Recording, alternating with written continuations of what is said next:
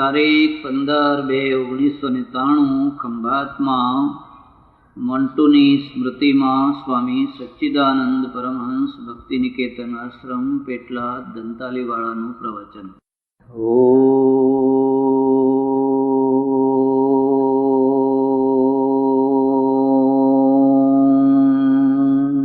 નમઃ શાંતાય.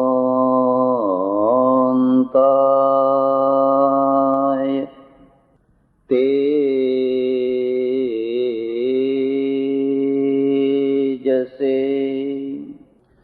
આજની સભાના પ્રમુખ સ્થાને બિરાજેલા ભાઈ શ્રી ભગવતી રાવ, કેમ્બે એજ્યુકેશન સોસાયટીના પ્રમુખ શ્રી, મંત્રીશ્રી અને બીજા એમના સહયોગી ભાઈઓ, જેમની ઉદારતાથી કેમ્બે એજ્યુકેશન સોસાયટીને આજે એક સ્કેટિંગ રિંક મળી છે, એવા ભાઈ શ્રી મયંકભાઈ અને મીરાબેન, સજ્જનો અને બેન, જિંદગીમાં એક બહુ મોટો ગુણ છે સ્પષ્ટતા, અને એક બહુ મોટો દોષ છે અસ્પષ્ટતા અથવા ગૂંચવાડો. તમે 60 વર્ષના થયા, 70 વર્ષના થયા, આખી જિંદગીથી માળા ફેરવો છો, હજુ સુધી પણ ઈશ્વરના સ્વરૂપ વિશે તમે સ્પષ્ટ ન થયા હોવ, અને તમારી અસ્પષ્ટતા અથવા ગૂંચવાડો હજુ પણ ચાલુ રહ્યો હોય, હું સમજુ છું કે આ જિંદગીનો એક બહુ મોટો પછડાટ છે.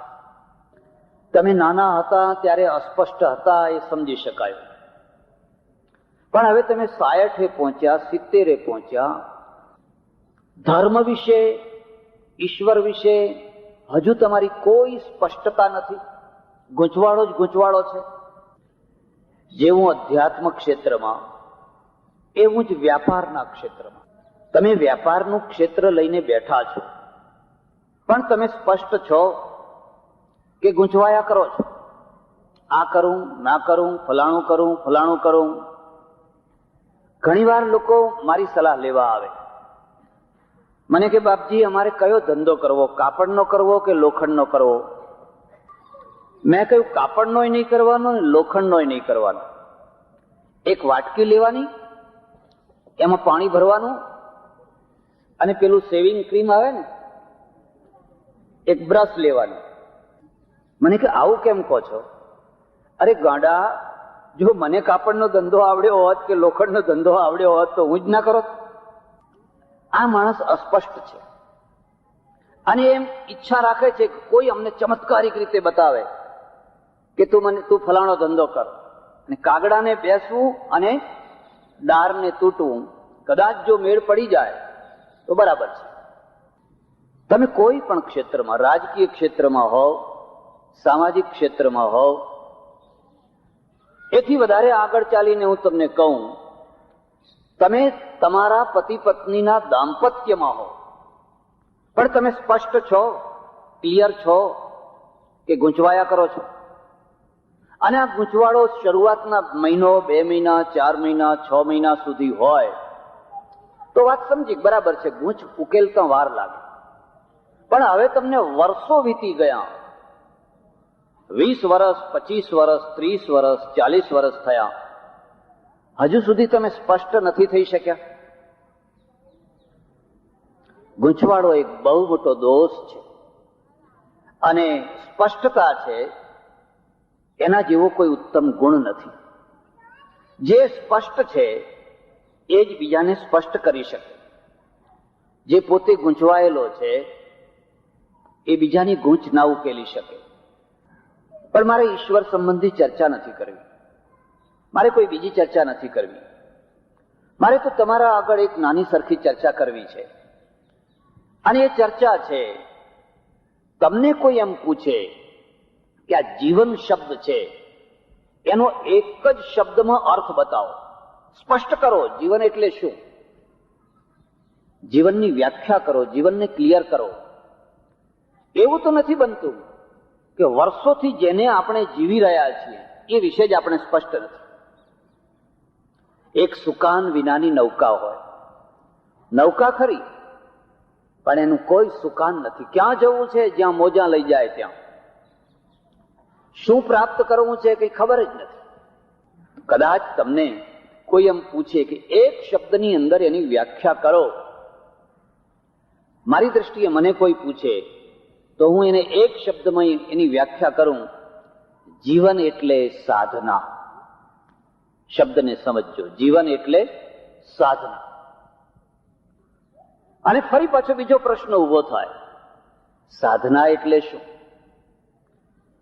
મારી દ્રષ્ટિએ એનો જવાબ છે, પ્રશ્નો ઉકેલે એનું નામ સાધના, પ્રશ્નો વધારે એનું નામ સાધના નહીં. જરા વાતને ધ્યાનથી સમજજો. જીવનનો અર્થ જ પ્રશ્ન થાય છે અને એ પ્રશ્નને ઉકેલી આપે એનું નામ છે સાધના. સૂર્ય સાધના કરે છે એટલે આખી દુનિયાને એ પ્રકાશ આપે છે.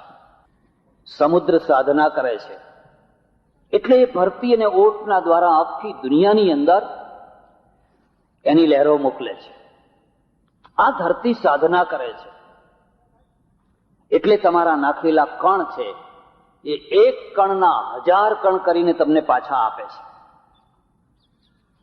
જો ધરતી સાધના કરવાનું બંધ કરે, જો સૂર્ય સાધના કરવાનું બંધ કરે, તો જરા તમે વિચારો કે આ વિશ્વનું કોઈ અસ્તિત્વ રહે ખરું? તમે ઊંડાણથી વિચાર કરજો, એવી એક પણ જગ્યા છે, એવો એક પણ કણ છે જે સાધના ના કરતો હોય? એક નાનામાં નાનો સેલ, નાનામાં નાનો કણ પણ કોઈને કોઈ સાધના કરી રહ્યો છે. બ્રહ્માંડ એક ફેક્ટરી છે અને વિશાળ ફેક્ટરીના આપણે બધા કાં તો વ્હીલ છીએ, કાં તો સ્ક્રૂ છીએ, કોઈને કોઈ પાર્ટ છીએ અને બધા કોઈને કોઈ કામ કરી રહ્યા છે. એટલે આ બ્રહ્માંડ ચાલી રહ્યું છે. એક નાનું બાળક જન્મે છે, તમે નિરીક્ષણ કરો, રિસર્ચ કરો, એ જન્મતાની સાથે કેમ રડે છે? આપણે એનો આધ્યાત્મિક અર્થ કર્યો. મારા દેશ ઉપર અધ્યાત્મવાદની એટલી મોટી અસર પડી, એટલી મોટી અસર પડી, કેટલીક વાર વાસ્તવિકતાને આપણે બિલકુલ ભૂલી ગયા. છોકરું કેમ રડે છે? કે ભગવાનથી જુદું પડ્યું એટલા માટે. એટલે એ કહે છે, હું અહીં ને તું ત્યાં, હું અહીં ને તું ત્યાં. પણ આ તો તમારું અર્થઘટન થયું. છોકરું એટલા માટે રડે છે કે એની આવશ્યકતા, એના જીવનમાં પ્રશ્નો શરૂ થયા છે. એને ભૂખ લાગી છે, એને શ્વાસ લેવો છે, એને જીવવું છે અને જીવવાની આડે જે અડચણો આવે છે એ દૂર કરાવવા માટે રડે છે. જો છોકરું રડે નહીં તો એની માં કદાચ દૂધ પીવડાવવાનું ભૂલી જાય, કદાચ એને યાદ ના રહે, એટલે બાળક રડે છે. એ રડતું નથી, એ જીવનની સાધના કરે છે. એક બીજી વાત પણ હું તમને કહું, જે છોકરાઓએ 2-3 ઘોડિયા તોડ્યા નથી એ મોટા થઈને કોઈ ધાડ મારવાના નથી. માં એવી ઈચ્છા રાખે કે મારું છોકરું ઘોડિયામાં પડ્યું રે, બસ મરદાની માફક ચૂપચાપ પડ્યું રે. અને પછી મને કે છોકરું બહુ ડાયું છે, હો, જરાય સતાવતું નથી. હું એને કહું કે યાદ રાખજે, અત્યારે જે આ મરદા જેવું પડ્યું છે ને એ મોટું થઈને સતાવશે. કારણ કે ઘોડિયા તોડવાનો, કુદાકુદ કરવાના 2 ભાગ છે. કાં તો પહેલા બધું કરી લો અને કાં તો પછી પાછળથી કરો. મારો અનુભવ છે કે જે બચપણમાં છોકરા બહુ તોફાની હોય છે, મોટા થઈને એટલા જ ડાયા થતા હોય છે. અને બચપણમાં બહુ ડાયા હોય છે, એ પાછલી જિંદગીમાં એટલા જ તોફાની થતા હોય છે. પહેલી જિંદગીનો પહેલો ભાગ છે એ તોફાન હોય તો એમાં કોઈને બહુ ખોટું ના લાગે. છોકરું તો તોફાન કરે. કૃષ્ણ ભગવાને ઓછા તોફાન કર્યા છે? હે? પાર વિનાના કર્યા છે. અને એ જ કૃષ્ણ ગીતાનો ઉપદેશ આપે અને દ્વારકામાં જઈ અને આખી સોનાની દ્વારકાને તટસ્થ ભાવથી, અનાસક્તિથી ત્યાગી દે. 2 ભાગ છે. હું તમને એક ખાસ સલાહ આપું છું, તમે જીવનને કદી નકારાત્મક દ્રષ્ટિએ ના જોશો. આખું જીવન સાધના જ સાધના છે. આ ફૂલને ફૂલ તરીકે થવા માટે કેટલી સાધના કરવી પડી છે, ત્યારે એ ફૂલ તરીકે થઈ શકે છે. જો એને સાધના ન કરી હોત તો કદાચ એને ફૂલનું રૂપ ન મળ્યું હોત. બીજી વાત, પ્રશ્નો ઉકેલે એનું નામ સાધના. પ્રશ્નો શું છે? એક તમારા પગના અંગૂઠા આગળ પડેલો પ્રશ્ન, એક દૂર પડેલો પ્રશ્ન અને એક ન દેખાતો પ્રશ્ન. આ 3 શબ્દો યાદ રાખજો. બાળકના પગના અંગૂઠા આગળ પડેલો પ્રશ્ન એની ભૂખ છે. એને ભૂખ લાગે છે એટલે રડે છે. એને મચ્છર કરડે છે એટલે રડે છે. હજુ એની લાગણીના તંતુ જ ખીલ્યા નથી. માત્ર શારીરિક આવશ્યકતાઓ જ એની જરૂરિયાત છે. માણસ માત્રનો જે પ્રાથમિક પ્રશ્ન છે એ શારીરિક આવશ્યકતાઓ છે. ખાવું, પીવું, વગેરે વગેરે વગેરે વગેરે. અને આ પ્રશ્ન આખી જિંદગી સુધી રહે છે. તમે 50 વર્ષના થાઓ, તમે 60 વર્ષના થાઓ, તમે 70 વર્ષના થાઓ, આ પ્રાથમિક પ્રશ્ન, પગ આગળ પડેલો પ્રશ્ન છે. મારા દેશમાં થોડી ગૂંચો થઈ, થોડો ગૂંચવાડો થયો અને એ ગૂંચવાડાએ આપણને ઘણું નુકસાન પહોંચાડ્યું. આપણે શું કર્યું કે જે શારીરિક આવશ્યકતાઓ છે એને પ્રારબ્ધ ઉપર છોડી દો અને જે ન દેખાતો પ્રશ્ન, પેલો પરલોકનો જે પ્રશ્ન છે એના માટે પુરુષાર્થ કરો. જરા વાતને સમજો. ક્યાં ગોથું, ક્યાં ખાધું, ભૂલ ક્યાં કરી. અરે રોટલા માટે મહેનત કરવાની જરૂર નથી, તો તમારા નસીબમાં હશે એ મળવાનો જ છે. મકાન માટે, પત્ની માટે, બાળકો માટે તમારી રેખાઓમાં જે લખેલું છે એ બધું થવાનું છે. કોણ પત્ની થશે, કેટલા બાળકો થશે, કેવું મકાન મળશે, કેવો ધંધો થશે, કેવું ફલાણું થશે, ક્યારે મૃત્યુ થશે, કઈ ઘડીએ થશે, કેવી રીતે થશે, બધું લખેલું છે. તો હવે કરશું શું? આવતા જન્મને સુધારો, પરલોકને સુધારો. મારા પોઈન્ટ ઉપર ધ્યાન દો. હું શું કહેવા માંગુ છું? પગના અંગૂઠા આગળ પડેલો પ્રશ્ન એને ઉકેલો. એ તમારી પ્રાથમિક સાધના છે. પેલો જે પરલોક દેખાતો નથી એને મહત્વ ના આપો. આપણે ઉલટું કરી દીધું. પશ્ચિમ અને પૂર્વનો આ ભેદ છે. પેલા લોકોએ અંગૂઠા આગળની સાધના શરૂ કરી અને એ સાધના એટલી સતત સાધના કરી. અમેરિકાના બંદરે જયારે યુરોપનો નિરાશ્રિત વર્ગ આખો ઉતર્યો ત્યારે ચીંથરે હાલ હતો, ફાટેલા કપડે હતો, ત્રાસ પામીને આવેલો. એને જે સાધના કરી અમેરિકાને અનાજના કોઠાર બનાવી દીધા, અમેરિકાના ધનનો ભંડાર બનાવી દીધો, અમેરિકાને મકાનો, ફેક્ટરીઓ, રોડ, પ્લેન, ફલાણું એની પોતાની આવશ્યકતા તો પૂરી કરી, પણ આખી દુનિયાને જરૂર હોય તો એ તરત આપી શકે. તમારે શું જોઈએ છે તમે તરત જ ત્યાંથી મેળવી શકો. એનું કારણ શું છે? એને પગ આગળ પડેલા પ્રશ્નોને ઉકેલવા માંડ્યા. બીજી વાત યાદ રાખજો. પગ આગળ પડેલા પ્રશ્નો, જ્યારે પગ ચાલે છે ત્યારે પ્રશ્નો પણ આગળ ચાલે છે. તમે ઉભા રહી જાઓ તો પ્રશ્નો ઉભા રહી જાય, પણ તમે જયારે ચાલો છો ત્યારે તમારા પ્રશ્નો પણ ચાલે છે.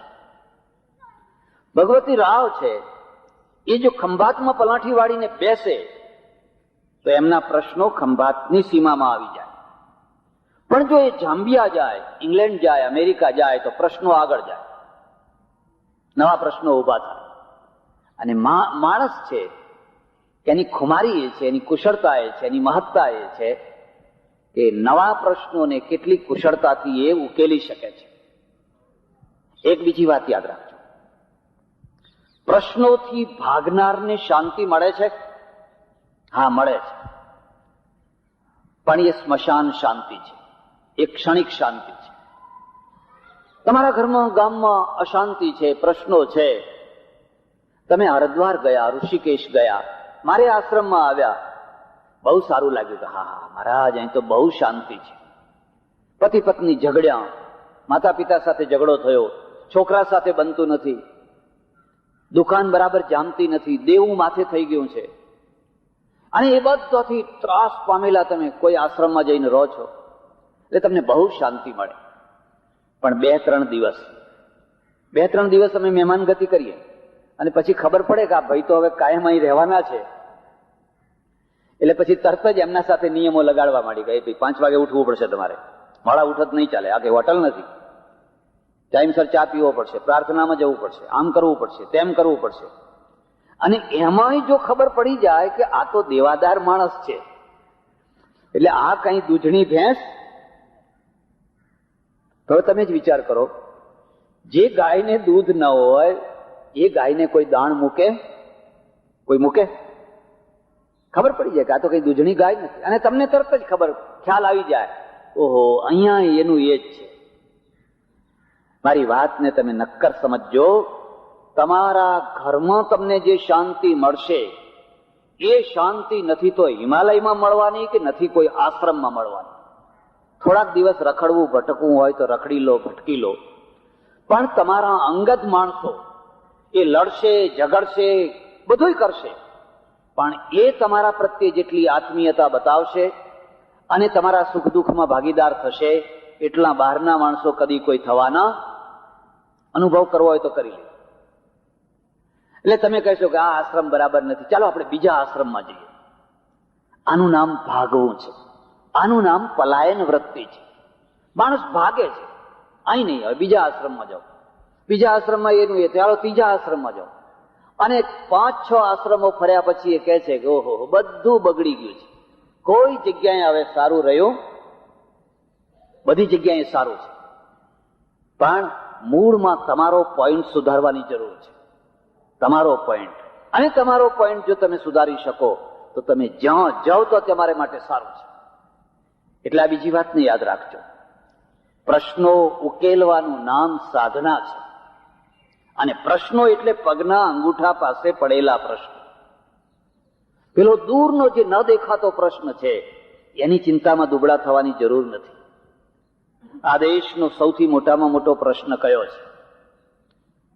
આ દેશની કરોડો વસ્તી જે ઝોપડપટ્ટીઓમાં રહે છે એને ફ્લેટમાં કેવી રીતે રહેતી કરવી, એ મોટો પ્રશ્ન છે, અને એના તરફ આપણું ધ્યાન જ નથી. જેને આવ્યો એને એક જ વાત સૂજી, કરો સપ્તાહ, કરો યજ્ઞો, કરો સમૈયા, કરો લાખો રૂપિયા ખર્ચો, કરોડો રૂપિયા ખર્ચો. કેમ? પરલોક સુધરશે, આવતો જન્મ સુધરશે. પણ આ જે ઝોપડપટ્ટીઓ છે, આ ભિખારી, આ ગરીબ, આ બેકાર યુવાનો, આ રોજી વિનાના માણસો સૌ પોતાના પહેલાના કર્મો લઈને આવ્યા છે, ગયા જન્મના બધા કર્મો લઈને આવ્યા છે. એટલે જેના કર્મમાં જેવું લખ્યું હોય એવું થાય. હું ત્યાં થાઈલેન્ડ ગયેલો, અને પછી થાઈલેન્ડમાં ફરવા નીકળ્યા ગાઈડ લઈને. ગાઈડે મને ગાડીમાં, ચાલુ ગાડીમાં મને કહ્યું કે જો આ અમારો સ્લમ એરિયા છે, ઝોપડપટ્ટી છે. મેં આમ બહાર જોયું, મને કઈ દેખાયું નહીં. મેં કહ્યું અહીં તો કઈ ઝોપડપટ્ટી દેખાતી નથી. મને કહે જુઓ આ બધું દેખાય ને. અને હું મારા મનમાં વિચાર કરું છું કે આનું નામ ઝોપડપટ્ટી? આ તો અમારા મધ્યમ વર્ગના માણસો રહે એવા મકાનો છે, બારી બારણા વાળા. આગળ કોઈ ગટર નથી, કોઈ ગંદકી નથી, કશું કાંઈ નથી, મચ્છર નથી. ઝોપડપટ્ટી જોઈ હોય તો મારા દેશમાં આવો, મુંબઈના એરપોર્ટ પાસે આવો, સુરતમાં આવો, મોટા અમદાવાદમાં આવો, કોઈ પણ જગ્યાએ આવો, તમને એમ લાગશે કે આ માણસો રહે છે કે કીડા મકોડા રહે છે. આટલી બધી ગંદકી, ગટર ગંધાતી, અને કોઈનું રૂવાડું ફરકતું નથી, કોઈને પણ ત્રાસ નથી થતો કે આ બધું કેવી રીતે દૂર કરી શકાય. આપણે ભૂલ ક્યાં કરી છે? પગના અંગૂઠા પાસે પડેલા પ્રશ્નોનો તિરસ્કાર, એની ઉપેક્ષા, અને જે પ્રશ્નો છે જ નહીં, અથવા કલ્પના છે, અથવા બહુ દૂરના છે, એ પ્રશ્નોની પાછળ દુબળા થઈ જાય છે. માણસો એના પાછળ કરોડો રૂપિયા ખર્ચે છે. હું ગ્રીસ દેશમાં ફરતો હતો, મારું પુસ્તક તમે વાંચજો. એક જાડી બેન ટ્રેનમાં સાથે બેઠેલી, બહુ શરીર જાડું, અને પછી ઘણી વાતો થઈ, ઘણી ચર્ચા થઈ, બધી વાત નહીં કરું, પણ એને મને એક પ્રશ્ન પૂછ્યો, તમારા દેશમાં આટલી બધી ગરીબી છે, તો તમારો શ્રીમંત વર્ગ એ ગરીબીને દૂર કરવા પ્રયત્ન કેમ નથી કરતો? તમે ગરીબીને દૂર કરવા પ્રયત્ન કરો ને. મેં એને જવાબ આપ્યો, ગરીબીને અમે પ્રારબ્ધનું તત્વ માનીએ છીએ, અને એને પુરુષાર્થથી દૂર કરવાનું અમે શીખ્યા નથી હજુ. એ તો સૌના ભાગ્ય છે, પ્રારબ્ધ છે. જે દિવસે અમારી આંખ ઉઘડશે અને એમ સમજતા થઈશું કે આ પ્રારબ્ધનું તત્વ નથી, પુરુષાર્થના દ્વારા એને દૂર કરી શકાય છે, ઓછી કરી શકાય છે, તે દિવસે અમારી આટલી બધી દુર્દશા નહીં હોય. પણ આ સમજાવશે કોણ? આ વ્યાસપીઠ ઉપર બેઠેલા માણસો સમજાવશે. વ્યાસપીઠ ઉપર બેઠેલા માણસો જ્યાં સુધી આ વાતને ઉલટી રીતે સમજાવ્યા કરશે કે તમે જંગલમાં જાઓ ને, તમારું પ્રારબ્ધ તમારી પાછળ દોડી રહ્યું છે, જે નસીબમાં હશે એ મળવાનું જ છે. અમારે ચરોતરમાંથી એવા કેટલાય પટેલના છોકરાઓ પરદેશ ગયા છે. એક છોકરાની વાત કરું, એ જયારે પરદેશ નતો ગયો, મારે આશ્રમમાં રોજ આવે અને એટલી એની દીન દશા કે મને હાથ જોડીને કે મને કોઈ 250 રૂપિયાની નોકરી અપાવો ને. મહિને 250 મળે તોય ઘણા એમ, પણ એને નોકરી ના મળી. પછી પેલી રિલેશનશીપ આવી અને એમાં એ અમેરિકા ગયો. 1-1.5 વર્ષ પછી મારે જવાનું થયું અને એના ત્યાં જવાનું થયું. અને મેં જોયું કે 1.5 વર્ષની અંદર આ છોકરાએ એક મોટેલ ને એક હોટેલ રાખેલી છે અને 1.5 વર્ષની અંદર 15 થી 20 લાખ રૂપિયા એ કમાયો છે. હું વિચાર કરું છું, જો આ છોકરો અમેરિકા ના ગયો હોત અને ભારતમાં ને ભારતમાં રહ્યો હોત તો આખી જિંદગીમાં એ 20 લાખ રૂપિયા કદી કમાઈ શકવાનો નહોતો. તો અહીંયા કમાયો તો કેવી રીતે કમાયો? જીવનની તકો ત્યાં છે, આપણે ત્યાં તકો નથી. બુદ્ધિ એની એ છે, એનું સાહસ, એનું ડાપણ, એની આવડત, એ બધું એનું એ જ છે. પણ એ બધું હોવા છતાં અહીંયા એ કશું ના કરી શક્યો હોત. ત્યાં ગયો, તરત જ લોન મળે. લોન લેવા માટે કોઈ લાગવગ નહીં, કોઈ લાંચ રૂશ્વત નહીં, કોઈની ભલામણ નહીં, કોઈ સાહેબના પાછળ કંઈ ફરવાનું નહીં, તરત લોન મંજૂર. ફલાણું આ તરત જ એક પછી એક. અને કે 1.5 વર્ષની અંદર 15 થી 20 લાખ રૂપિયા હું કમાયો છું. એના કામમાં આપ્યું, ફલાણે ડોનેશન આપ્યું, ફલાણે કર્યું. જે તકો ત્યાં ઊભી થઈ છે એ તકો અહીંયા પણ ઊભી કરી શકાય, જો આપણે આ પગ આગળ પડેલા પ્રશ્નને, અંગૂઠાના પ્રશ્નને જો આપણે સ્વીકાર કરીએ તો. લાંબી ચર્ચા નહીં કરે. બાળક જે ઘોડિયામાં પડ્યું આમ પગ આગા પાછા કરે છે ને, એ સ્પોર્ટ છે. કુદરતે એને રમતા શીખવાડ્યું છે. જો એ આ પગ ઊંચા નીચા ના કરે તો ખાધેલું પચે નહીં. તમે કુદરતી વ્યવસ્થા જોજો. આ છોકરાઓને કોઈક પલાઠી વાળીને બેસી જાવ તો નહીં બેસે. એના અંદર ઠસો એનર્જી ભરી છે. અને હવે અમારી બાજુમાં બેઠેલા એમને કહું જરા દોડો જે, દોડશે? ઉભા થવું હશે તો એક હાથ આમ મૂકશે, બીજો હાથ આમ મૂકશે, એવી ત્રીજા કોઈનો હાથ પકડશે, ત્યારે માંડ સ્ટેજ ઉપરથી નીચે ઉતરશે. કારણ કે આથમ તો સૂર્ય છે, એનર્જીનો હ્રાસ છે. પેલા બાળકની અંદર કુટીને એનર્જી ભરેલી છે, એટલે એને ધીમું ચાલવાનું ગમશે જ નહીં. એ બેસી નહીં શકે. ઘોડિયામાં પડેલું છોકરું આમ કર્યા કરશે. વાછડાને જોજો, ગાયના વાછડાને દોડ સવારે કરશે ને આકાશમાં 2 લાતો મારશે, કારણ કે એ રમત રમે છે, સ્પોર્ટ છે. અને સ્પોર્ટ પણ જીવનનો એક ભાગ છે. તમારા પગ આગળ પડેલા પ્રશ્નોમાંના ઉકેલનારો એક પ્રશ્ન છે, એક સાધના છે. અમારે ત્યાં સ્વામી વિવેકાનંદે લખ્યું છે, સંન્યાસીઓ આખો દિવસ ગુફામાં પેસી ના રહેશો, રૂમમાં બંધ થઈને પેસી રહેશો, નહીં તો પીડા પડી જશો, રોગિષ્ટ થઈ જશો. અને હું તમને અનુભવ પછી કહું છું, સૌથી વધુમાં વધુ રોગી યોગીઓ છે. કોઈ લાંબુ જીવનાર જીવન હોય ને એનો રિસર્ચ કરજો. સૌથી વધારે રોગી યોગી હોય છે, કારણ કે અકુદરતી જીવન જીવે છે. પલાઠી વાળીને આખો દિવસ બેસી રહેવાનું, બારી બારણા બંધ કરીને, ચોખ્ખો પ્રાણવાયુ ના મળે. જે કોઈ 70, 80, 85, 90 વર્ષ જીવનારા માણસો હોય, 100, 125, તમે એનું રિસર્ચ કરજો, એ ઓરિજિનલ નોર્મલ જીવન જીવનારો હશે. એ હસતો હશે, ભલે બીડી પીતો હોય, ભલે આઈસ્ક્રીમ ખાતો હોય, ભલે ચા પીતો હોય, એ માણસ વ્યવસ્થિત રીતે લાંબુ જીવન જીવશે. પેલું બંધિયાર જીવન છે, અને બંધિયાર જીવન એના જીવનને મારી નાખશે. ભ્રમણા ભરેલી સાધના છે. એટલે એમણે લખ્યું છે, સાંજ પડે ને વોલીબોલ રમજો, થોડી કુદાકુદ કરજો. હવે એમને તો લખ્યું છે, પણ તમે સાંજે મારા આશ્રમમાં આવ્યા હોવ ને હું વોલીબોલ રમતો હોઉં તો કેવી ઇમ્પ્રેસ લઈને જાઓ. મહારાજ સાધુ થયા અને આટલી ઉંમરે તમને વોલીબોલ રમવાનો, તો તમારામાં છોકરામાં શું ફરક? એનો અર્થ એ થયો કે અમારે તો પલાઠી વાળીને બેસી જ રહેવાનું, ટગર ટગર કોઈ આવતું હોય એટલે વધારે ગમે. એક માણસ રાખવો પડે. અરે અમારી એક દુનિયા છે, હું તમને સાચી વાત કહું છું, છેતરાશો નહીં. બધા કોડવર્ડ હોય છે, જેમાં વેપારીઓના કોડવર્ડ હોય છે, પેલા સામાન ઉપર લખેલો હોય છે, એમ બધા કોડવર્ડ હોય છે. કોઈ આવે છે એમ, અને પછી આમ મહારાજ તો જયારે જુઓ ત્યારે માળા જ ફેરવતા હોય છે. એટલે તને જોઈને શરૂ કર્યું છે, ભાઈ તું સમજ, જરા સમજ.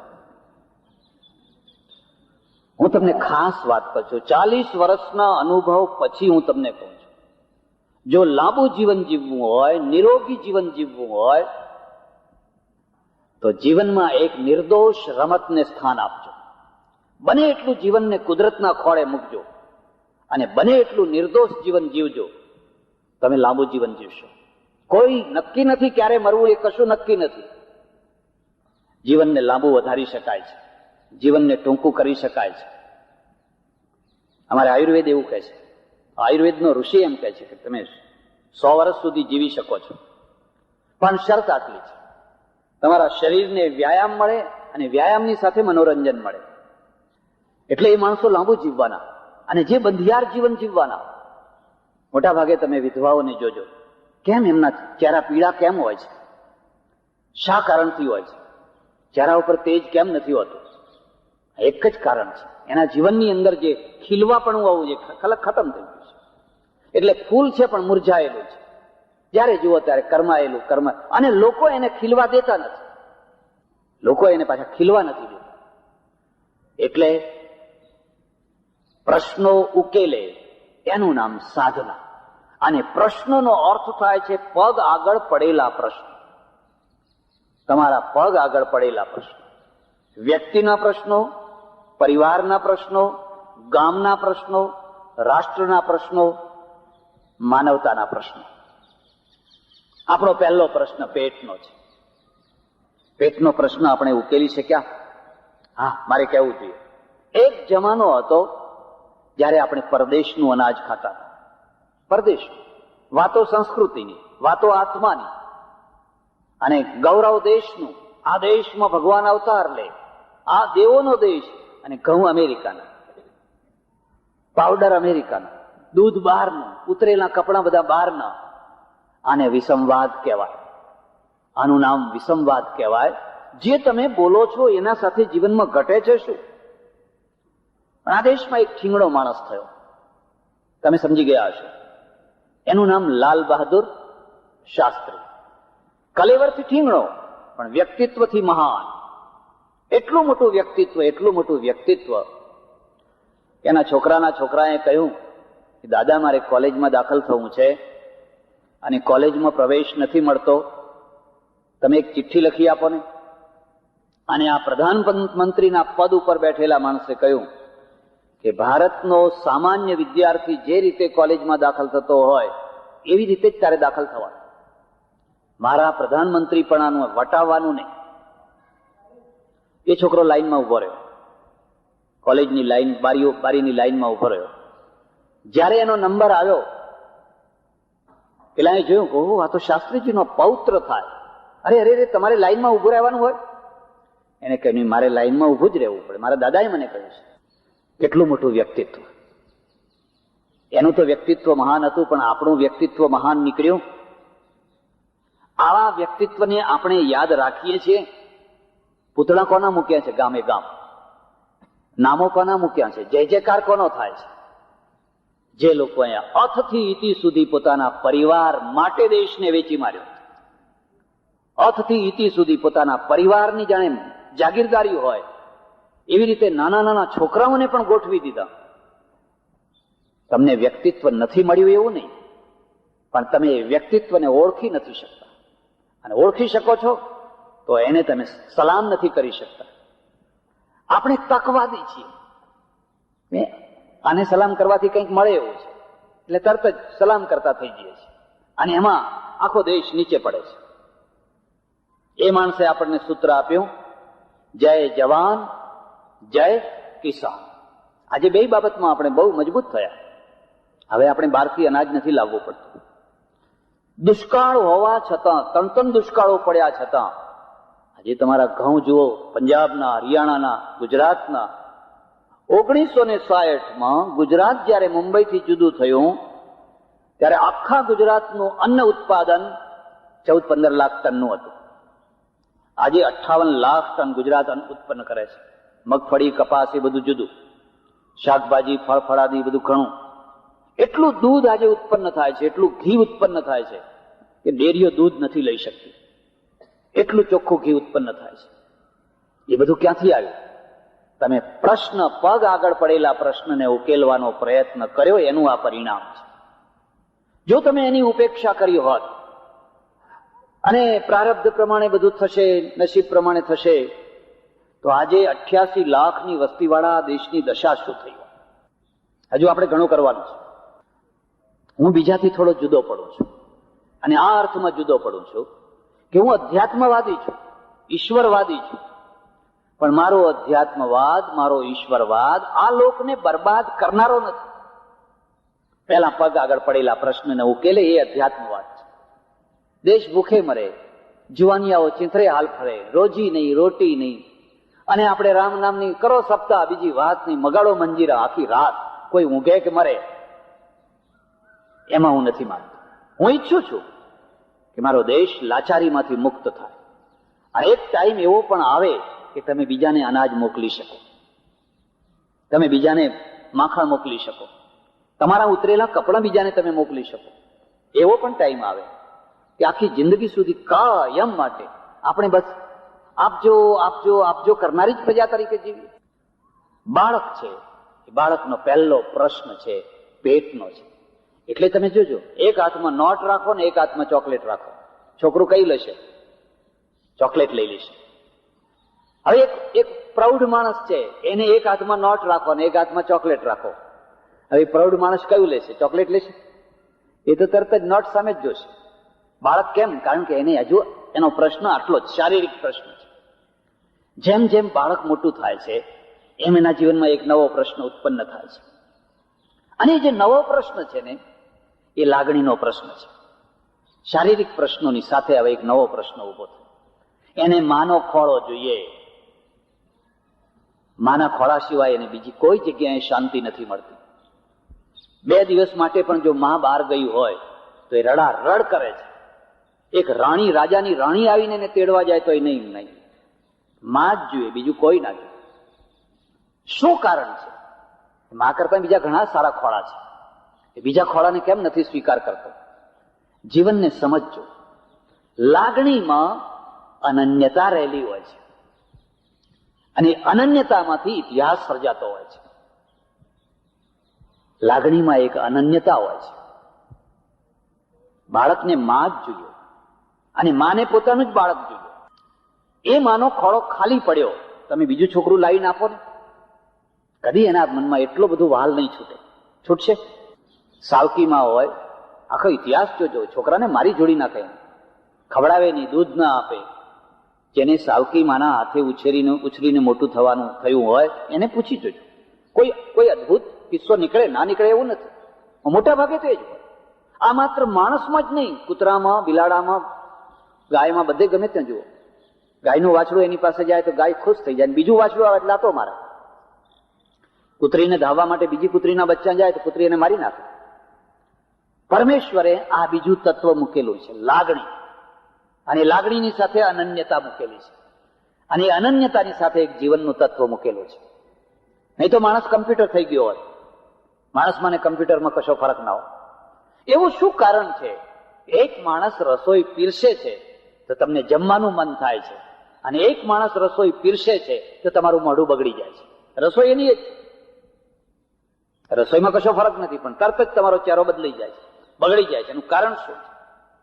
એટલે જીવનમાં જે અંગૂઠા આગળના પ્રશ્નોમાંના બીજો તબક્કો જે શરૂ થાય છે એ લાગણીના પ્રશ્નોનો થાય છે. પેટના પ્રશ્નો એટલા બધા ગંભીર નથી, પણ લાગણીના પ્રશ્નો બહુ ગંભીર છે. ભૂખે મરનાર માણસ ભાગ્યે જ આત્મહત્યા કરતો હોય છે, ભાગ્યે જ કરતો હોય છે. કોઈ ભિખારીને આત્મહત્યા કરતા તમે સાંભળ્યો? કે ફલાણા ભિખારીએ આત્મહત્યા કરી, ભાગ્યે જ કરશે. ભિખારી કદી આત્મહત્યા ના કરી શકે. મારું તો એવું માનવું છે, જેનામાં આત્મબળ ન હોય એ આત્મહત્યા ના કરી શકે. અને પ્રજાનું મૂલ્યાંકન એ રીતે તમે કરી શકો કે એમાંથી પ્રાણને ઉત્સર્ગ કરનારા કેટલા માણસો હોય છે. દુનિયામાં સૌથી વધારેમાં વધારે આત્મહત્યા કરનારો વર્ગ જાપાનમાં છે. એને હારાકીરી કહે છે. હોટલમાં બાઈ હોય, તમારો રૂમ સાફ કરતી હોય, પણ જો તમે એના ઉપર એલિગેશન કરો કે મારી ફલાણી વસ્તુ ગુમ થઈ ગઈ, બીજા દાડે એનું મળદું હોય, એ સહન ના કરી શકે. અંગ્રેજોએ પુલો બાંધ્યા, બધી ઘણી વસ્તુઓ બાંધી, એના ઉપર મુદત મારી 100 વર્ષ. અને જઈને જુઓ 100 વર્ષ થઈ ગયા. ગોલ્ડન બ્રિજને 100 વર્ષ થયા કે નહીં? એલિસ બ્રિજને 100 વર્ષ થયા કે નહીં? કાંકરી ખરી છે? આપણા એન્જિનિયરો છે, એ તો સારું છે કે મુદત બાંધતા જ નથી. એ એક તરફ ઉદઘાટન થાય ને બીજી તરફ રિપેરિંગ ચાલુ થઈ જાય. કદી કોઈને આત્મહત્યા કરતા જોયો હોય? આત્મહત્યા ના કરે. પ્રજાને મહાન બનાવવી હોય તો પહેલી શરત છે એને સંભાવિત બનાવો, પાણીદાર બનાવો. તમારી પાસે ધાર્યું છે, પાણી વિનાનું છે, એ તો દેખાવ પૂરતું જ છે. ખરા ટાઈમે જયારે વાપરવાનું થશે ને તો એ તો તરત જ વળી જવાનું છે. પાણીદાર, શસ્ત્ર પાણીદાર, એમ માણસને પણ પહેલા પાણીદાર બનાવો. અને પાણીદાર બનાવવો હોય તો પહેલી શરત છે એને ભિખારી વેડાથી મુક્ત કરો, એને ભિખારી પેણાથી મુક્ત કરો. જો પ્રજાને મારી નાખવી હોય તો એને ભીખ માગતી કરી દો, બસ પ્રજા મરી જશે. આપો આપો, લાવો લાવો લાવો, બીજી વાત નહીં. એક વાર તમારા મગજમાં એમ થઈ જાય કે હું દુઃખી થઈશ, સહન કરી લઈશ, પણ મારે ભીખનું ના જોઈએ, પણ તરત જ પાણીદાર પ્રજા પેદા થશે. અને પાણીદાર જે પ્રજા છે ને એની પાછળ પરમેશ્વર ફરતો હોય છે. પાણીદાર જે પ્રજા છે ને એ 3 ગાથાઓ સર્જતી હોય છે: પ્રેમ ગાથા, શૌર્ય ગાથા અને ભક્તિ ગાથા. પાણીદાર હોય જ આ 3 ગાથાઓ ઉભી કરી શકે. એકવાર એવું બન્યું, મારે મુંબઈ જવાનું થયું અને બધા જૈન લોકોનો કાર્યક્રમ હતો, બધા વાણિયા જ વાણિયા હતા. અને કઈ ને કઈ કેમને પ્રસંગ આવી ગયો અને પ્રસંગમાં મારાથી સહેજ રીતે પૂછાઈ ગયું, ભાઈ તમે કોઈ પ્રેમ ગાથા ઉભી કરી છે? શ્યાણી વિજાણંદ જેવી કે એવી કોઈ? મને કે અમને એ ધંધા અમને ના પોસાય, એ ધંધા અમને ના પોસાય. વાત એ સાચી જ છે. હવે દુકાન કરવી કે આવા ધંધા કરવા, બરબાદીના કોણ ધંધા કરે? શ્યાણી અને વિજાણંદ છે એ લાગણીનો પ્રશ્ન, અને હું એને કોઈ રીતે હલકો નથી માનતો, કોઈ રીતે હલકો નથી માનતો, કારણ કે એમાં અનન્યતા છે. વિજાણંદે કહ્યું કે આ પરણીશ તો આને, નહીં તો બીજી આખી દુનિયાની સ્ત્રીઓ મારી મા બેન બરાબર. અને શ્રેણીએ કહ્યું પરણીશ તો આને, બાકી બધા મારા ભાઈ બાપ બરાબર. અને બે આખી જિંદગી બરબાદ કરી નાખી. આખી ગાથા તમે સાંભળજો. નહીં તો શું હતું કે આ ના આવી તો આપણે બીજી નહીં તો ત્રીજી નહીં તો ચોથો, પાંચમો, જે હોય તે. ત્યારે એ લાગણીનો પ્રશ્ન મટીને શરીરનો પ્રશ્ન બને છે. એટલે આપણે ત્યાં એક કહેવત છે, તમારે ત્યાં રોટલા ઘડનારી છે? અર્થ સમજ્યા તમે? આવશ્યકતા ક્યાં છે? રોટલા ઘડવાની આવશ્યકતા છે, અને એ શારીરિક આવશ્યકતા છે. પેલા એ આખું જીવન સમર્પણ કરી નાખ્યું, એમાંથી આખી ગાથા ઇતિહાસ થઈ ગયો.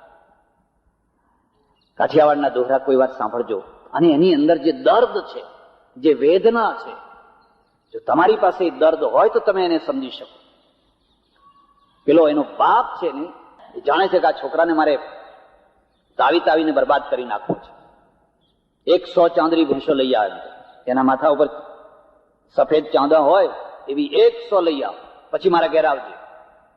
અને આ ઝૂરે છે. અને પેલો કાઠિયાવાડનો દોહરો કવિ કહે છે, વન ફળ્યા વાદળ ફર્યા નદીના તીર, પણ વિજાણંદ તારે કારણે મારા સુકાઈ ગયા શરીર. અર્થ સમજ્યા? તમે નહીં સમજી શકો. કે છે જો વન ફળ્યા, વન લીલા છમ થઈ ગયા. જે પાનખર ઋતુ હતી એ પૂરી થઈ અને ચોમાસું આવવાનું થયું, વન એકદમ ચારે તરફ લીલા છમ થઈ ગયા. વાદળ ફર્યા, અને હવે તો આ ઘટાટોપ વરસાદ આવવા માટે વાદળો આવવા માંડ્યા.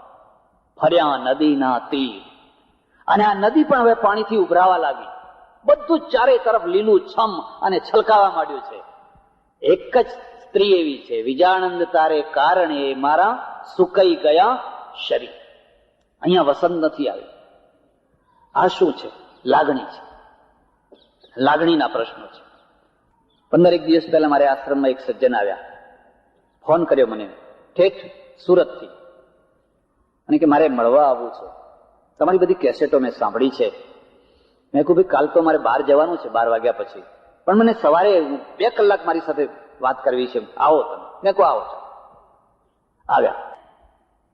અમેરિકામાં મોટેલ છે, સુખી માણસ છે, પણ 6 વર્ષથી જીવન બરબાદ થઈ ગયું છે. શું થયું છે?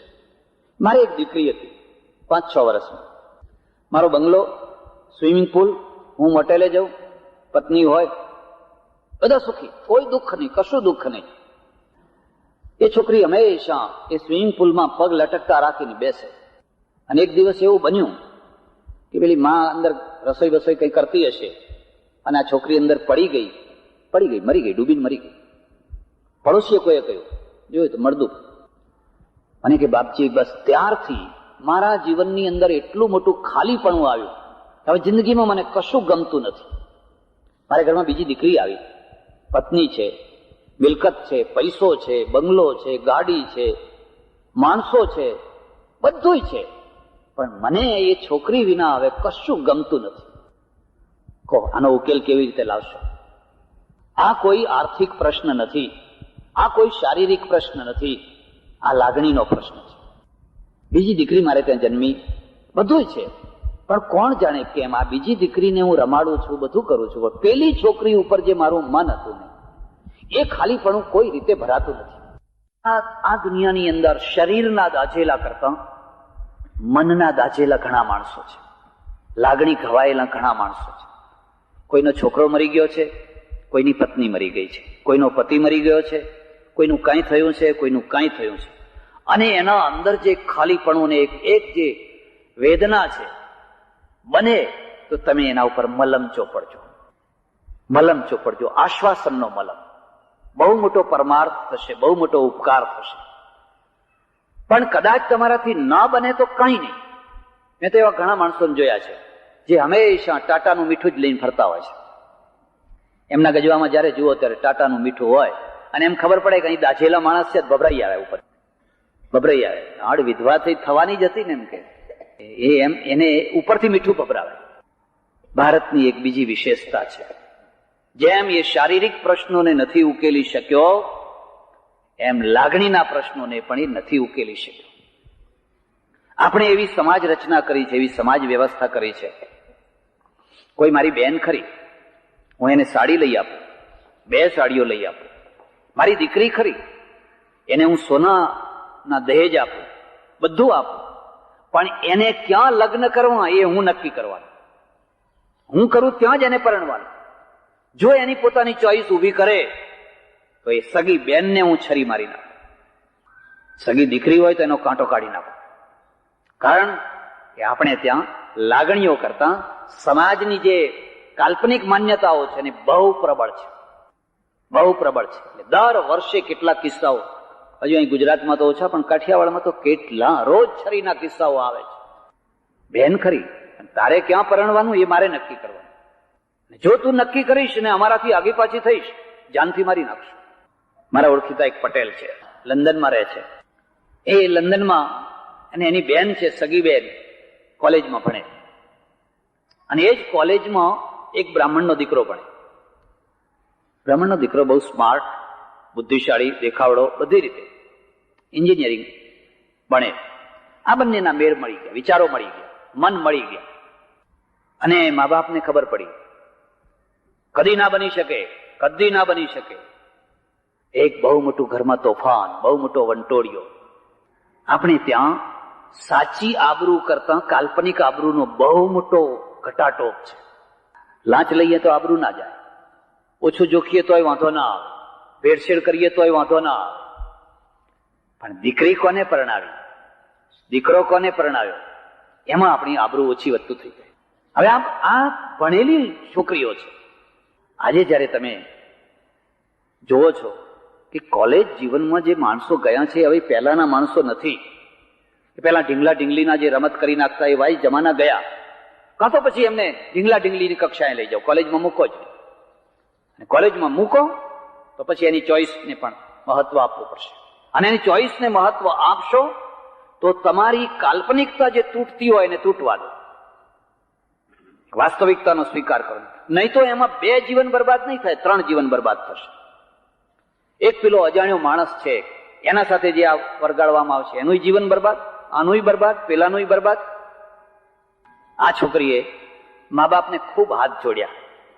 મેં નક્કી કર્યું હું આર્ય કન્યા છું, મેં કોઈ પાપ નથી કર્યું, હું કોઈ ખરાબ ચાલની છોકરી નથી. મેં મારા મનમાં નક્કી કર્યું છે ને મેં મનથી આને સ્વીકાર કરી લીધો છે. અને તમે યાદ રાખજો કે મને જો નહીં પરણાવો તો મારું મળદું તમે જોશો. એટલે કે મળદું જોવું બરાબર છે પણ આ જગ્યાએ તો તને નહીં જ પરણાવીએ. અને મળદું થવું હોય તો થઈ જાય. છેલ્લે એને એના ભાઈને કાગળ લખ્યું, મારી વારે તું આવ. અને એ ભાઈ ડાયો હતો, શાણો હતો. એને ત્યાંથી કાગળ લખ્યો કે મારી બેનને જ્યાં પરણવું હોય ત્યાં જ એને પરણાવો, તમે વગર જોતા કોઈ આડા ના આવશો. એ અસર થઈ. આજે 2 સુખી છે. પતિ બ્રાહ્મણ છે, પત્ની પટેલ છે, 2 એજ્યુકેટેડ છે, સુખી છે, સારું કમાય છે, બાળકો છે અને કુટુંબમાં બધા ભળી ગયા છે. પણ આ તો એના ભાઈની દખલગીરીથી કેસ સુધર્યો. અને એ ના એના ભાઈનો પ્રભાવ ના હોત તો એ છોકરી મરવાની હતી, પેલો છોકરો મરવાનો હતો અને આ કુટુંબ મરવાનું હતું. તમે પ્રશ્નો ઉભા કરી દીધા, પ્રશ્નોને ઉકેલ ના લાવી શક્યા, પ્રશ્નોને ચૂંથી નાખ્યા અને પ્રશ્નોને બગાડી નાખ્યા. અને પ્રશ્નોને બગાડીને જિંદગી બરબાદ કરીને બેઠા. એકની જિંદગી બરબાદ, બીજાની જિંદગી બરબાદ, પોતાની જિંદગી બરબાદ. અને હવે તમે કહો છો શું કરીએ શું કરીએ. એટલે હું તમને ખાસ વાત કહું છું, લાગણીના પ્રશ્નો પેટના પ્રશ્નો કરતા ઘણા મોટા હોય છે. એટલે આત્મહત્યાઓ પેટના કારણે નથી થતી હોતી, લાગણીના કારણે થતી હોય છે. આપણે એમાં ઉદાર બનીએ. હું એ પક્ષનો નથી કે સમાજ સ્વચ્છંદી બની જાય, સમાજમાં કોઈ નીતિ નિયમના, એ પક્ષનો નથી. હું તો એ પક્ષનો છું કે સમાજ નીતિમત્તાથી જીવે, સાચું જીવન જીવે. પણ સાથે સાથે તમે એવા લોખંડી કવચ ના બનાવી દો, એવા બધા લોખંડી બખ્તર ના બનાવી દો કે માણસ અંદર મુરઝાઈ જાય, માણસની માણસાઈ અંદર ખતમ થઈ જાય. એટલી હદ સુધી તમે એના ઉપર કોઈ રૂઢિઓ ના લાદી દો. આ બીજો પ્રશ્ન છે. પણ માનો કે તમારા શારીરિક પ્રશ્નો પૂરા થયા, તમારા લાગણીના પ્રશ્નો પૂરા થયા, આર્થિક પ્રશ્નો પૂરા થયા, પૈસે ટકે સુખી છો. એક બીજી વાત યાદ રાખજો, ઘરમાં જેમ જેમ પૈસો વધે ને એમ ખોરાક ઘટતો જાય. પૈસોય વધે ને ખોરાકે વધે એવું કોઈ જગ્યાએ જોયું હોય તમે મને કહેજો. એક જ જગ્યાએ મેં જોયું છે, એક જ જગ્યાએ. મહાભારતનું એક પાત્ર છે ભીમ, છે ને. લોકો એમ કહે છે કે ભીમ તો બહુ ખાનારો, અને બહુ ખાનારામાં બુદ્ધિ ઓછી હોય. તમે સંમત છો? જેનો ખોરાક વધારે હોય એમાં બુદ્ધિ ઓછી હોય, એમાં સંમત છો? અને અડધો ખાખરો ખાતો હોય, મગનું પાણી પીતા હોય. અરે આ શું કઈ જિંદગી છે? અમારે ઘણા શેઠિયાઓ સાથે મળવાનું થાય અને ભૂલે ચૂકે જો એમના સાથે જમવા બેઠા તો તમે અડધા ભૂખ્યા જ ઉઠો, કારણ કે પહેલેથી જ ના પાડવા માંડ્યા. હવે ના પાડે એટલે આપણે ના પાડવી જ પડે ને. પછી શિવ પ્રસન્ન થયા. અને હું તો ભીમને મૂર્ખો નથી માનતો. મહાભારતમાં સૌથી વધારેમાં વધારે પોલિટિશિયન હોય, કોઈ મુત્સદ્દીગીરી વાળો માણસ હોય તો ભીમ છે. પરાક્રમ ને બુદ્ધિ બેયનો મેળ છે. જ્યારે પણ પાંડવો કોઈ વિપત્તિમાં આવે તેનો રસ્તો કોણ કાઢે છે? ભીમ જ કાઢે છે. લાક્ષાગ્રહ હોય કે ગમે તે હોય, રસ્તો કાઢે, બસ એનું નામ મુત્સદ્દીગીરી. પણ લોકો કહે છે કે ભીમ આ તો મૂર્ખો છે, એમ કે મૂર્ખો છે. મહાદેવ પ્રસન્ન થયા. મહાદેવે કહ્યું બોલ ભીમ તારે શું જોઈએ છે? કે વરદાન આપો, 2 વરદાન આપો. આપ્યા, જાઓ. આશુતોષ બહુ જલ્દી વરદાન આપી દે અને પૂરા કરે. હો, અચ્છા, પૂરા કરે. આજે ઘણા લોકો વરદાન આપનારા ઘણા નીકળ્યા છે, પૂરા કરવાના જ નહીં. આ ચૂંટણીથી પેલી ચૂંટણી સુધી વચનો જ વચનો, વચનો જ વચનો, પૂરા કશા કરવાના જ નહીં. પેલા તો તરત પૂરા કરે પાછા. બોલ ભીમ તારે શું જોઈએ? કે પહેલું તો મને એવું આપો કે હું જેટલું ખાઉં ને એ બધું પચી જાય, હજમ થઈ જાય. માગતા આવડવું જોઈએ. ગઈકાલે હું એક ફંક્શનમાં ગયેલો. આજે પેપરમાં બધું ફોટો ને બધું આવેલું છે. ત્યાં ખેતીવાડી યુનિવર્સિટી છે ને, એમાં વાઇસ ચાન્સલર JRM પટેલ, એમનો પ્લેટિનમ જ્યુબિલી ઉત્સવ ઉજવાતો હતો. એમણે એવી ઈચ્છા વ્યક્ત કરી કે મને 75 વર્ષ થયા છે, પણ મારે 125 વર્ષ સુધી જીવવું છે. મરી નથી જવું. આ જીવીશું, મરી જવું છે, મરી જવું છે. અરે શું કામ મરી જવું છે? એ તો વાતો કહેવા માટે લોકો છે. દુઃખીમાં દુઃખી માણસ જીવવા માંગે છે. એટલે એક બીજા સજ્જન હતા, એમણે આવીને કહ્યું કે હું તમને આશીર્વાદ આપું છું, ભગવાનને પ્રાર્થના કરું છું કે તમે 125 વર્ષ સુધી જીવો, અને તમે 125 વર્ષ સુધી જીવો એને જોવા માટે હું હાજર કરું. અર્થ સમજાય? કોઈ એનો અર્થ કે એનું પોતાનું પણ માગતા આવડવું જોઈએ. ભીમને કહ્યું, બોલ તારે શું જોઈએ છે? એને કહ્યું, બસ મને એવું વરદાન આપો કે હું જેટલું ખાઉં એટલું હજમ થઈ જાય, પચી જાય, લોહી થાય, ચહેરો લાલ ઘૂમ જેવો થાય, અને મસલ્સ છે ને આમ બાવડામાં જોર આવે. મહાદેવ તો તથાસ્તુ. હવે એની પોલિટિશિયન જુઓ, એની મુત્સદ્દીગીરી જુઓ. બોલ બીજું વરદાન શું? કે બાકીનું બધી જવાબદારી શકુની પાસે જાય. હવે આ માણસ ઓછો બુદ્ધિશાળી કહેવાય ખરો? આટલી બુદ્ધિ કોઈની પાસે હોય તો મને બતાવો. કે લોહી મારું થાય, આનંદ હું લઉં ખાવાનો, ગંદકી બધી જાય શકુની પાસે. ભીમ તો બહુ મોટો મુત્સદ્દીગીરી. પણ વાસ્તવિકતા એ છે કે જેમ જેમ માણસનો ખોરાક, ઘરમાં પૈસો વધતો જાય એમ એમ એનો ખોરાક ઘટતો જાય. એક, જેમ જેમ પૈસો વધતો જાય એમ એમ સગા વધતા જાય. કોઈ પૈસાદાર સગા વિનાનો હોય જ. મને બતાવજો કોઈ પૈસાદાર હોય અને એને સગા ના હોય એવો માણસ બતાવજો. હા, સગા કોને ના હોય? ગરીબને ના હોય. હોય તોય કોઈ સગા થવા તૈયાર થાય? પૈસો કદી સગા વિનાનો હોય જ. અને ગરીબાઈ છે એના સગા ખોળવા પડે, કહેવા પડે તમે મારા આમ થાવ તેમ. હશે એમ કે હશે, કઈ અત્યારે યાદ આવતું નથી. અને જેમ જેમ સગા વધતા જાય એમ એમ તમારા સામાજિક પ્રસંગો ગૂંચવાતા જાય. નોટ કરજો તમે, તમારા નોટ કરજો. મોટા મોટા શેઠિયાઓના બંગલામાં જઈને ગૂંચ જોઈ આવજો. જેમ તમારા સગા વધતા જાય તમારી ગૂંચો વધતી જાય, અને જેટલી ગૂંચો વધતી જાય એટલું ટેન્શન વધતું જાય, અને જેટલું ટેન્શન વધતું જાય એટલી ઊંઘ હરામ થતી જાય. ખ્યાલ આવે છે? ખવાતું નથી ને ઊંઘાતું નથી. હવે એને સુખી માણસ કહેવો કે એને દુઃખી કહેવો? ઘરમાં ઘીની બરણીઓ ભરી છે, બધું છે, ખવાતું નથી. તો આ ખાશે કોણ? નોકરો લીલા લહેર કરતા હોય. પણ આ છત્રી પલંગ છે, આટલી બધી મચ્છરદાની છે, એસી ઘરમાં છે, ઊંઘાતું નથી. તો ઊંઘશે કોણ? એ નોકરો.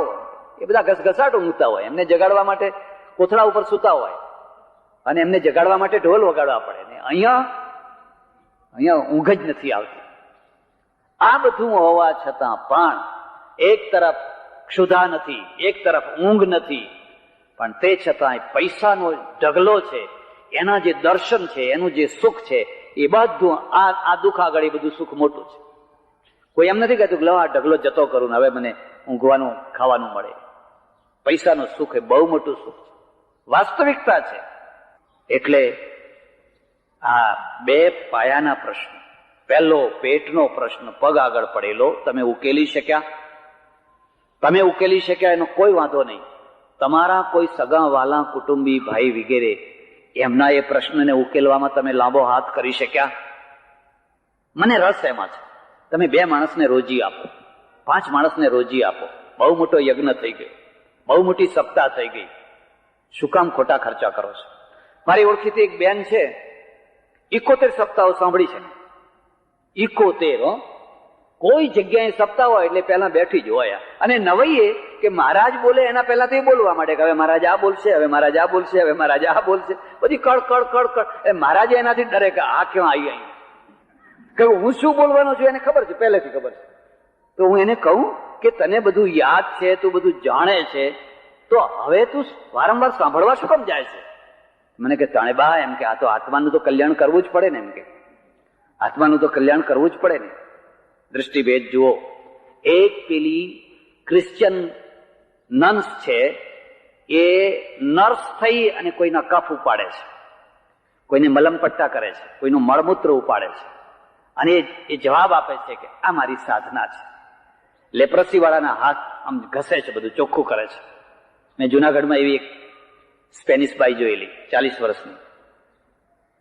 મને કે આ બધા લેપ્રસી વાળાને હું મારી જાતે મલમ લગાવું છું, મોજા લગાવ્યા એના હાથેથી લગાવું છું. કેટલા વર્ષથી? મને કે 20 વર્ષથી. 20 વર્ષની ઉંમરે એ આવેલી. આજે 20 વર્ષથી એ કોડિયા માણસોના વચ્ચે રહી અને બધાને મલમ લગાવે છે, દવા આપે છે. તને જિંદગીમાં કંટાળો નથી આવતો? કોઈ ફ્રેન્ડશીપ નહીં, કોઈ કઈ મોજ શોખ નહીં, કઈ આનંદ નહીં, કઈ કશું જ નહીં? મને કે નહીં, આ મારી સાધના છે. અમારા ભગવાને એમ કહ્યું છે કે જો મને પ્રાપ્ત કરવો હોય તો સૌથી વધારેમાં વધારે જે દુઃખી હોય, સૌથી વધારેમાં વધારે જે ઘૃણિત હોય, એમાં મારા દર્શન કરજો. એમાં તમે મારા દર્શન કરજો, એની સેવા કરજો, તો હું તમને મળીશ. એટલે મને તો આ સાધના છે. જો એ જન્મારો સફળ કરે છે. અને આ 71 ઉપર 72, 72 ઉપર 73, 73 ઉપર 74 સાંભળ્યા કરવાની. અને એમ જ છે કે બસ આ સાંભળીશ એટલે મારો જન્મ. એકમાં સક્રિયતા છે, એકના ફળ સમાજને મળે છે, બીજાના ફળ કોઈને મળતા નથી. બેયમાં ત્યાગ છે. બે ખરાબ છે એવું નથી કહેતો, પણ એકના પરિણામ દુખિયા માણસોને મળે છે અને બીજાના પરિણામ છે કોઈને મળતા નથી. બસ બેઠા છે, હરી હરી હવે મહારાજ પેલું બોલશે કે આ તો હવે ફલાણું આવશે, તો મહારાજ ડરે પાછા. કઈ બોલે એના પહેલાથી બોલતી જ હોય. આજુબાજુ કહેતી જો હવે પેલું આવશે. જિંદગીના બે મોટા પ્રશ્નો છે. તમે શારીરિક આવશ્યકતાઓ તમારી સમાજની પૂરી કરવામાં કેટલા નિમિત્ત બન્યા? તમે લાગણીના પ્રશ્નો ઉકેલવામાં કેટલા લોકોને મદદગાર થયા? સાચી લાગણી. પણ જિંદગી અહીંથી અટકતી નથી. જો જિંદગી અહીંથી અટકી ગઈ હોત ને તો આપણે બધા બહુ નીચી કક્ષાના માણસો હોત. ત્રીજી જે આવશ્યકતા શરૂ થાય છે ને, એ ત્રીજી આવશ્યકતાનું નામ છે આત્મીય આવશ્યકતા. તમારી શરીરની આવશ્યકતાઓ પૂરી થઈ અથવા શરીરની આવશ્યકતાઓથી તમે બિલકુલ નિર્દ્વંદ થઈ ગયા. તમારી લાગણીની આવશ્યકતાઓ કાં તો પૂરી થઈ કાં તો તમે લાગણીના ઉપર પહોંચી ગયા. હવે જે ત્રીજી કક્ષા છે એનું નામ છે આત્મીય આવશ્યકતા. અહીંથી કોઈ મહાવીર પેદા થાય છે, અહીંથી કોઈ બુદ્ધ પેદા થાય છે, અહીંથી કોઈ રામકૃષ્ણ પેદા થાય છે, અહીંથી કોઈ જલારામ પેદા થાય છે, અહીંથી કોઈ ગંગા સતી પેદા થાય છે. કારણ કે પેલી બે કક્ષાઓ વટાવીને આ ઊંચી કક્ષા આવી ગઈ. હવે એ પેટ માટે ફાંફા નથી મારતો. એમ એની લાગણીઓ છે, એ લાગણીઓને એને કંટ્રોલ કર્યો છે અને લાગણીઓને એને પરમેશ્વર તરફ વાળી દીધેલી છે. વહો એવી નિત્યે મુજ જીવનની સર્વ જરણી, દયાના પુણ્યોના તુજ પ્રભુ મહાસાગર. મયંકભાઈ અને મીરાબેન પોતાના યુવાન પુત્ર ઉપર, એકના એક પુત્ર ઉપર કોને લાગણીઓ ના હોય? પણ એ લાગણીઓ છે કાયમ માટે પૂરી થઈ શકે ખરી? કોઈની થઈ શકી છે ખરી? પેલો બાપ આવીને કહે છે મારી 6 વર્ષની છોકરી ગઈ, મારું જીવન ખાલી ખાલી કરી નાખ્યું. હવે એને આખી જિંદગી સુધી રડ્યા જ કરવાનું? આખી જિંદગી સુધી આંસુ જ પાડ્યા કરવાના? ના, જિંદગીને ઉર્ધ્વગામી બનાવવાનું. એક ઊંચું પગથિયું પણ છે. જરાક પગ ઊંચો કરો, એક ઊંચું પગથિયું પણ છે. અને ઊંચા પગથિયા ઉપર પછી આત્મીય ભાવ આવે છે. અને જ્યાં તમારા અંદર એ આત્મીય ભાવના જાગે છે, તમે માનવમાંથી મહામાનવ બનવા માટે તૈયાર થાવ છો. મહામાનવ. અત્યાર સુધી માનવ હતો, હવે એ મહામાનવ બને છે. અને મહામાનવ બને છે એટલે શું થાય છે? એનું ફિલ્ડ મોટું થઈ જાય છે, એનું ક્ષેત્ર મોટું થઈ જાય છે. એ ક્ષેત્ર મોટું થાય એટલે મહાવીર એક પત્નીનો પતિ નહીં, બુદ્ધ એક યશોધરાનો પતિ નહીં, બુદ્ધ એક રાહુલનો પિતા નહીં, હજારો રાહુલના પિતા, લાખો લાખો પુરુષોના એ તારણહાર. કારણ કે એનું ફિલ્ડ ઊંચું થઈ ગયું. જ્યારે વ્યક્તિ ત્રીજી કક્ષાએ પહોંચે છે, મારી શરત એટલી સમજજો કે આ ત્રીજી કક્ષા પહેલી બીજી વટાવ્યા પછી કૂદકો નહીં મારવાનો. બીજી વાત પણ કહું તમને, ભીખના રોટલા ખાનારને ભગવાન ના મળે કદી. ભીખના રોટલા ખાઓ અને ભગવાન મેળવો કદી શક્ય નથી. જે પોતાનો રોટલો નથી પેદા કરી શકતો અને ઉશિયાળા ચહેરે કોઈના સામે ટગર ટગર જોયા કરે, એને ભગવાન ના મળે. તમારે આત્મીય કક્ષાએ પહોંચવું છે તો સંતોનો માર્ગ, સૂફીઓનો માર્ગ, જેમાં તમે તમારી જાત ઉપર ઉભા હોવ અને તમારી જે શક્તિ છે એ શક્તિના ફળ લોકોને મળતા હોય. એટલે સજ્જનો, આજે એક એવો પ્રસંગ છે જેની સાથે એક યુવાન પુત્રનું અકાળ અવસાન છે. એ યુવાન પુત્રના અકાળ અવસાનનો ઘા પિતાને વાગ્યો છે, માતાને વાગ્યો છે, બહેનોને વાગ્યો છે, પણ એ ઘાને રૂજવ્યા સિવાય કોઈ બીજો રસ્તો નથી. આખી જિંદગી સુધી એ ઘાને પોળો જ કરવાનો. વ્યાસજીએ કહ્યું, શ્રીમદ ભાગવતની ભૂમિકાની અંદર નદીના વેગમાં બે લાકડા ભેગા થઈ ગયા. એક આ કિનારેથી તૂટીને પડ્યું, એક આ કિનારેથી તૂટીને પડ્યું. બે લાકડા ભેગા થઈ ગયા. કોઈ માના રૂપમાં આવ્યું, કોઈ બાપના રૂપમાં આવ્યું, કોઈ પતિ પત્નીના રૂપમાં આવ્યું, કોઈ રૂપમાં આવ્યું. બે લાકડા ભેગા થઈ ગયા. ખૂબ સાથે ચાલ્યા, ખૂબ આનંદ આવ્યો. અરે સાથનો પણ એક આનંદ છે. કૂતરાને જોજો તમે, એ સાંજે તમારા ખાટલા નીચે બેસશે.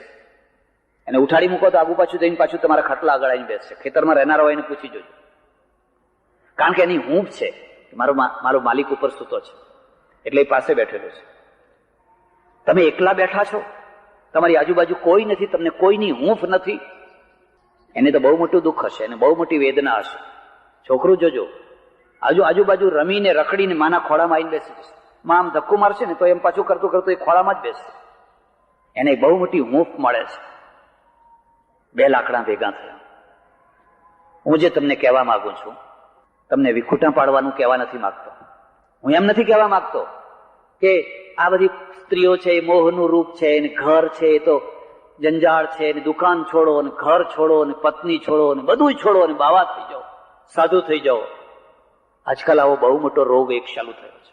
હું એમાં સંમત નથી. કેટલીક વાર તો એટલા મોટા અનર્થો થાય છે. એક બીએસસી પાસ થયેલો છોકરો હોય, એમએસસી પાસ થયેલો છોકરો હોય, તમે એને સારો એન્જિનિયર બનાવો, સારો ડોક્ટર બનાવો, સારો પ્રોફેસર બનાવો, એ તો હજારોનો ઉદ્ધાર કરશે. એને ટોકરો ખખડાવતા ન કરો. એને ખાલી ટોકરા ખખડાવવાનું કામ સોંપશો તો તમે આ દેશના બુદ્ધિધનનો નાશ કર્યો. કોઈ એમએસસી એમને એક દિવસમાં નથી થતો, એની પાછળ 20 લાખ રૂપિયા ખર્ચાય છે. ટોકરા જ ખખડાવવા હોય તો બધા ઘણા લોકો જોવે એટલા છે કે નહીં? પણ જે છોકરાઓ કંઈક છે, કંઈક થઈ શકે એવા છે, એને સારા ડોક્ટર બનાવો, સારા વકીલ બનાવો, સારા પ્રોફેસર બનાવો. અને અમારે ચડોતરમાં તો એક બહુ મોટું બેલેન્સ તૂટે છે.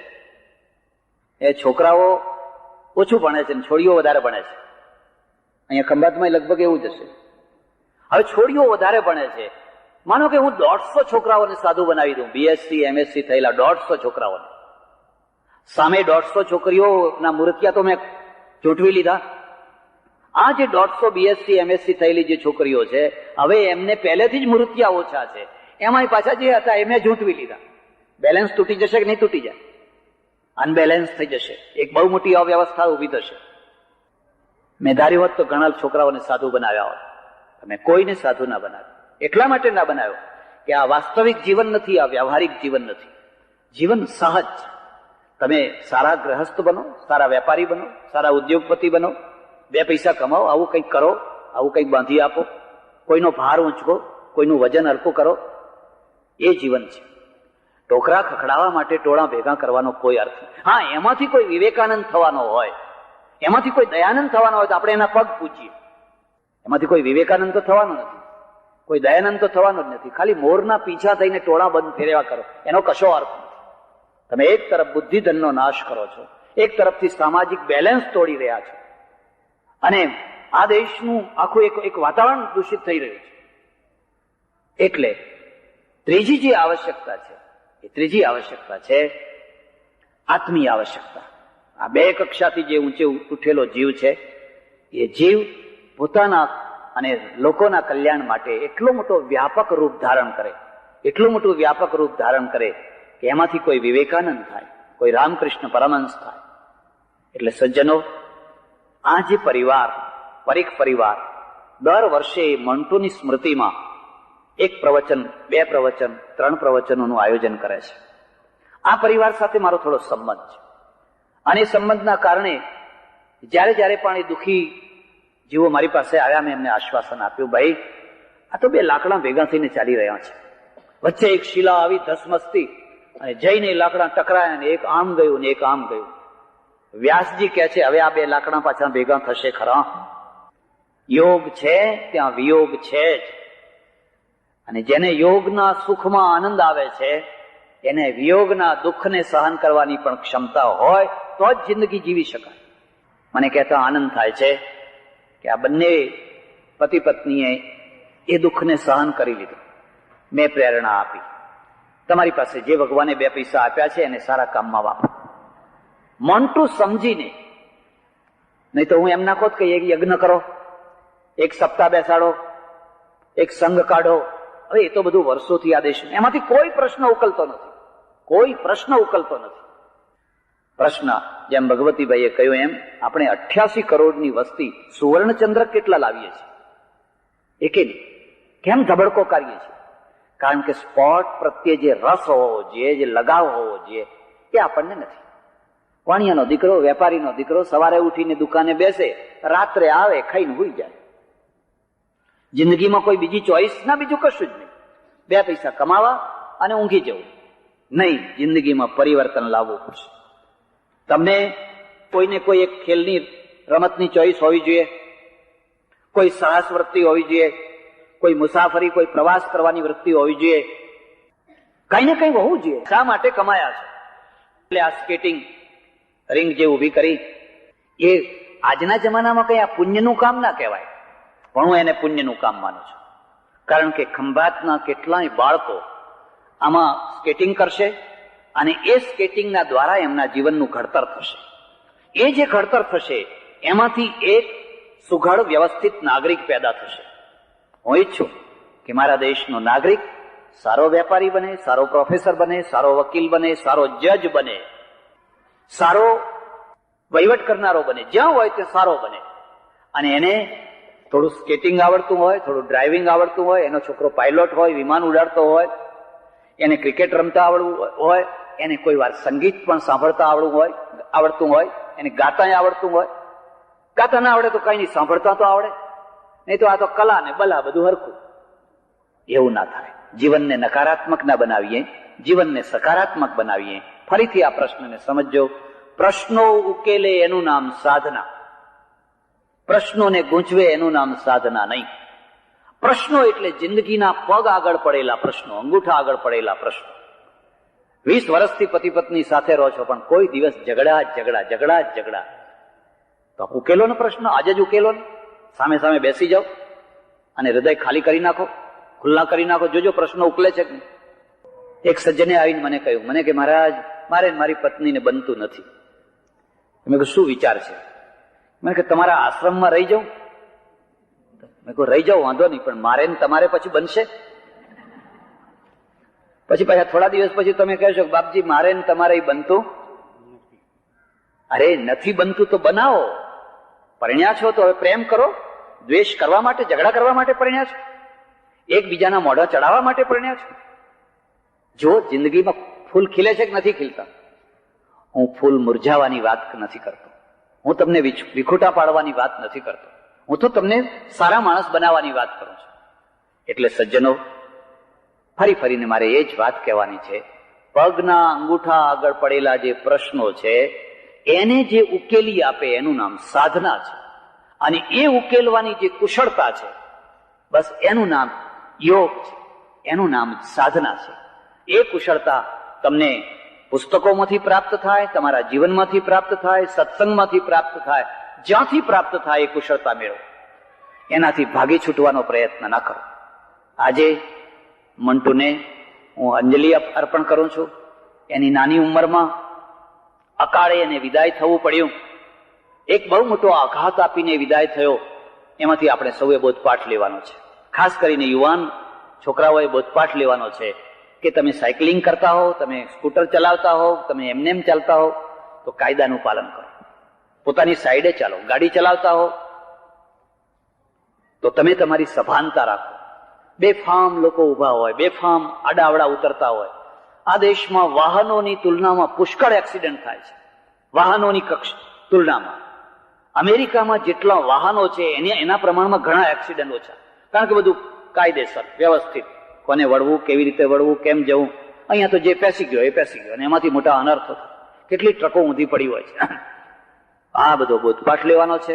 હું પરમેશ્વરને હૃદયથી પ્રાર્થના કરું કે જે સ્કેટિંગ રિંક અહીંયા બની છે એનો માત્ર છોકરાઓ જ નહીં, કેટલીક વાર આવા ડોહાઓ આવીને પણ ઉપયોગ કરે કે થોડા આમ ફરે, આમ દાદાને દીકરાનો દીકરો બે આમ ફરતા હોય, એમાં શરમાવાની વાત નથી. આ એક ખોટી વાત છે, એમાં કશી શરમાવાની વાત નથી.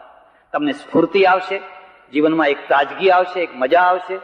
કંઈક રમો, ખેલો કૂદો, ઉછળો કૂદો, શરીર હળવું થશે અને એ રીતે જિંદગી તમારી એક ગમ્મતની સાથે જ્ઞાન ભરેલી જિંદગી થશે.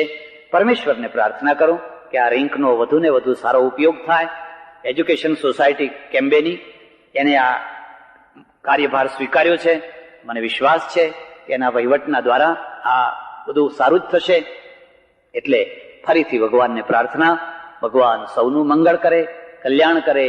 આભાર, ધન્યવાદ, હરિઓમ. અત્યાર સુધી બાલ બચ્ચા હતા, બધું હતું, એટલે એને પેટ ભરવા માટે, મારા કુટુંબને ચલાવવા માટે મારે આ કરવું પડ્યું. એ પ્રવૃત્તિ હતી. પણ હવે મને પેન્શન મળવાનું છે, મારા છોકરા મોટા થઈ ગયા, ધંધે વળગી ગયા, ઘર સુખી છે, મારે હવે પેટની કોઈ ચિંતા નથી રહી, તો મારી શક્તિને હું મૂર્છિત નથી કરવાનો. એ શક્તિને હવે હું માનવતાના કામે લગાવીશ, કૃષ્ણ પ્રીત્યર્થ ભગવાનના માટે લગાવીશ. ત્યારે નિવૃત્તિનો આધાર છે, પહેલો આધાર છે અનાસક્તિ. રસિકભાઈ પટેલ જયારે આજે નિવૃત્ત થઈ રહ્યા છે ત્યારે પ્રવૃત્તિ છોડી નથી દેવાની. અને પ્રવૃત્તિ છોડી દે તો કદાચ એ નિવૃત્તિને સમજી નહીં શક્યા હોય. હવે એ પ્રવૃત્તિ બહુજન હિતાય, બહુજન સુખાય, બહુજન હિતાય, હવે લોકોના કલ્યાણ માટે, લોકોના ભલા માટે. તમને જો ખબર હોય તો આ કડીની અંદર એક છગન બાપા થયા, નામ સાંભળ્યું? છગન બાપા થયા, પટેલ હતા, કડવા પટેલ હતા, અભણ જેવા હતા, બહુ થોડું ભણેલા હતા, અને સંન્યાસ લેવા માટે ઋષિકેશ ગયેલા.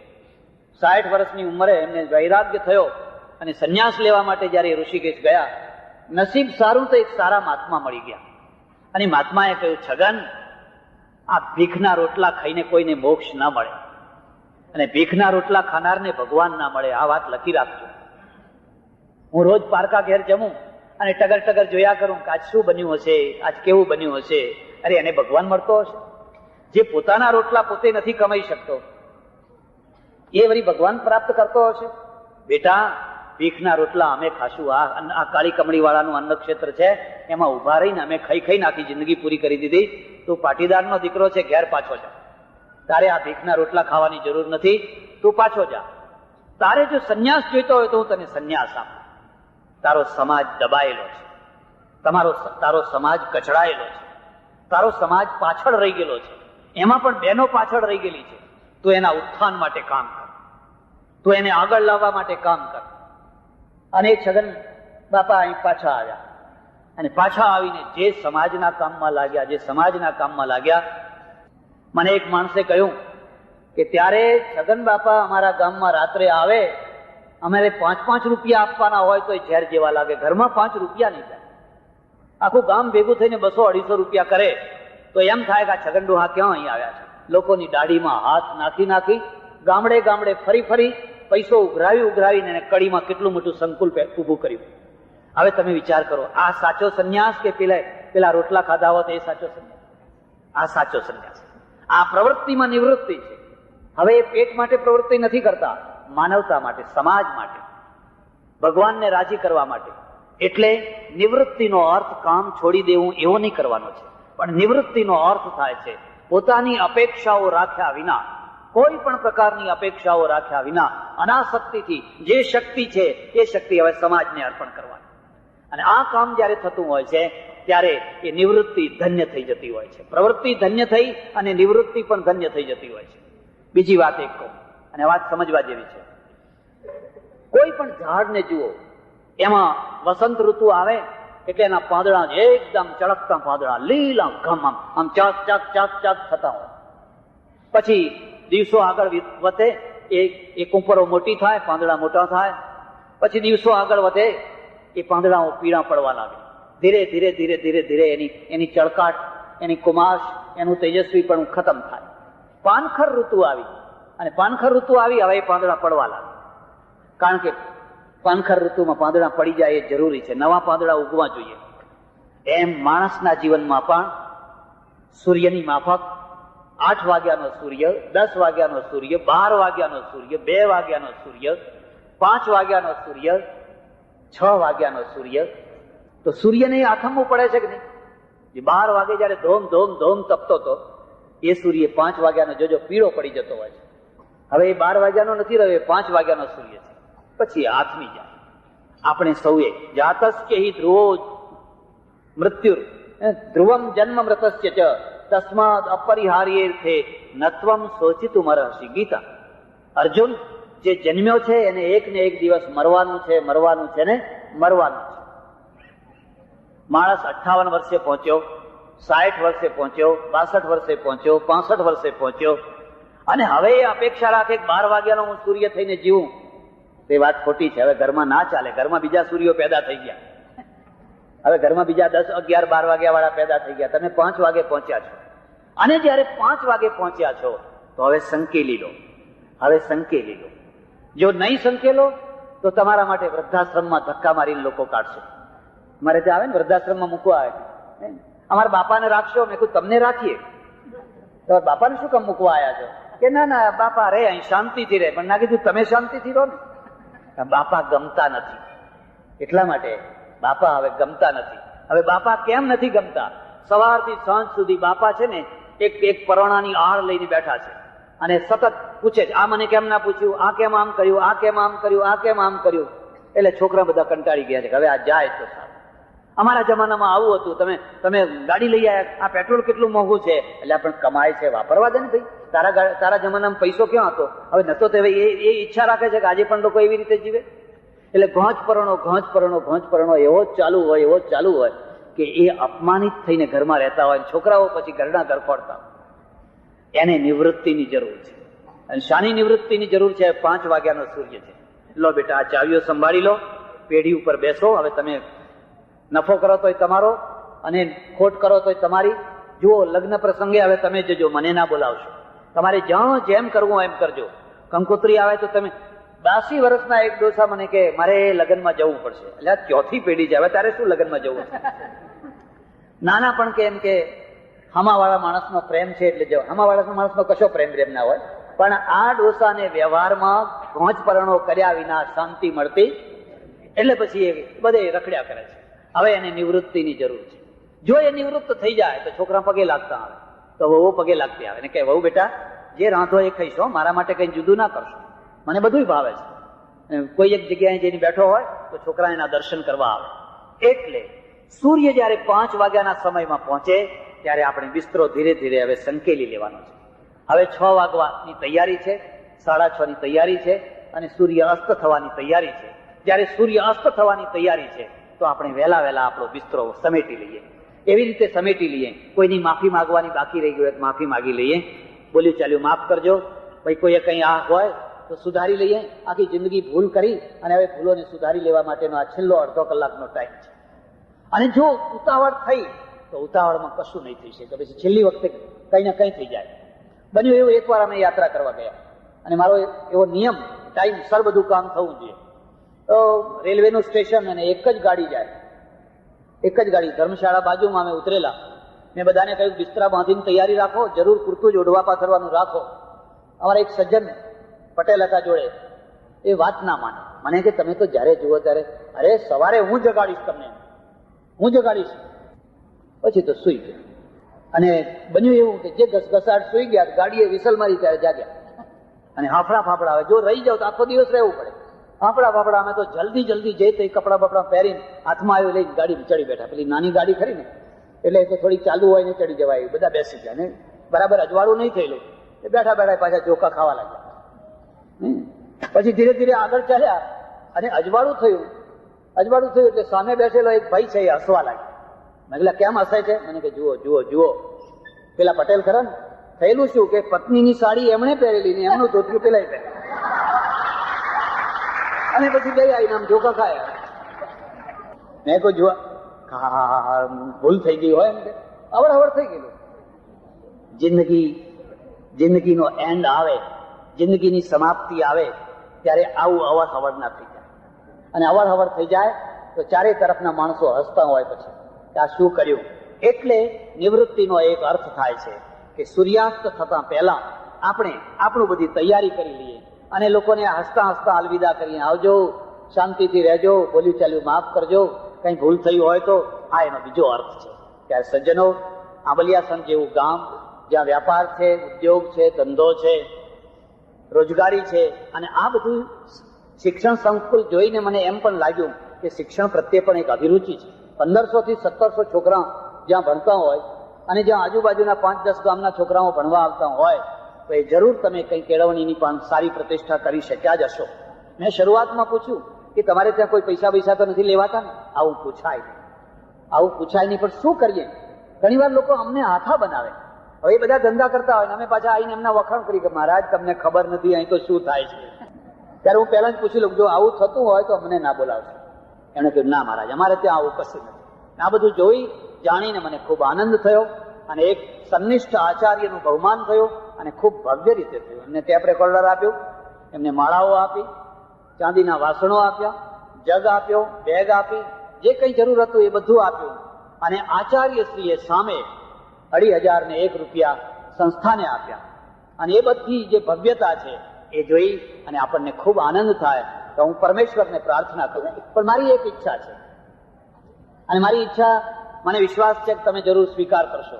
મારી ઈચ્છા એ છે કે આ સન્નિષ્ઠ આચાર્યની કાયમ સ્મૃતિ રહે એટલા માટે મારી સંસ્થા તરફથી હું 11,000 રૂપિયા આ સંસ્થાને એ નિમિત્તે આપવા માંગુ છું કે એના વ્યાજમાંથી દર વર્ષે વિદ્યાર્થીઓને ઇનામ આપવાનું.